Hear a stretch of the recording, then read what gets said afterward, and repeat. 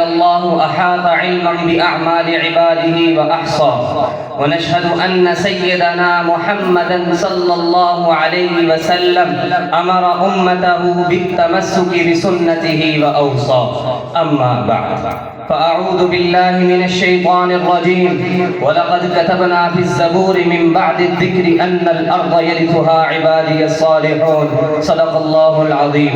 وقال النبي صلى الله عليه وسلم لا تقوم الساعة حتى تقاتل اليهود حتى يقول الحجر وراءه اليهودي يا مسلم هذا يهودي ورائي فاقتله أو كما قال عليه الصلاة والسلام. أساتذتي الكرماء وأحبتي في الله، أنا القائم أمام حضراتكم اليوم لكي ألقي الكلمة حول موضوع، والموضوع مسؤولية الأمة الإسلامية في منع الفظائع المستمرة لليهود في القدس. وأحبتي في الله، إن قضية فلسطين قضية إسلامية قبل أن تكون قضية عربية أو فلسطينية وطنية محلية. إن حقد اليهود وعدائهم للإسلام وأهله قائم منذ ظهور الإسلام ومستمر إلى أن تقوم الساعة، لكن من سنن الله عز وجل أنه كتب لتكون الغلبة لأهل الحق، وإن طال بغي اليهود وعلت دولتهم فبشر القرآن الكريم والأحاديث الصحيحة على أن نهاية اليهود ستكون في بيت المقدس، حيث يكثر فيها زراعة شجر الغرقد، فهذه علامة كبرى على صدق رسول الله صلى الله عليه وسلم.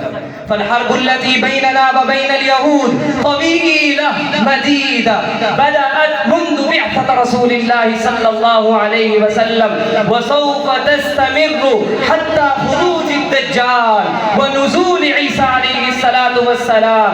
فمن الواجب على الأمة المسلمة وعلى كل مسلم أن يعلم مكانة فلسطين الدينية والعقدية وتعليم الأجيال المتلاحقة أهمية هذه البقعة الطاهرة ومكانتها في شريعتنا الإسلامية، خصوصا أنها ستكون مسرح الأحداث في آخر الزمان.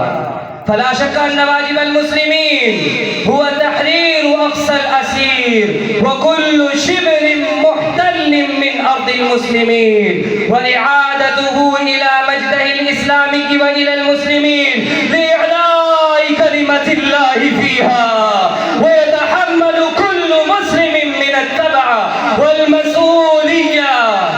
ويجب على كل مسلم لديه قدرة مالية أن يبذل المال للنفقة على المرابطين في سبيله أنفسهم في سبيل الله الأجل. ويجب على كل مسلم الرباط إذا كان يمكنه أن يرابط. وقد صح عن النبي صلى الله عليه وسلم أن كل ميت يختم على عمله إلا المرابط في سبيل الله. وأخيرا نقول واعلموا أيها الحكام أن القدس ومقاومة العدو، والله أن القدس والأقصى أمانة في رقابكم.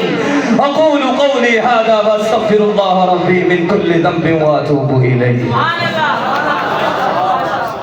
ما شاء الله.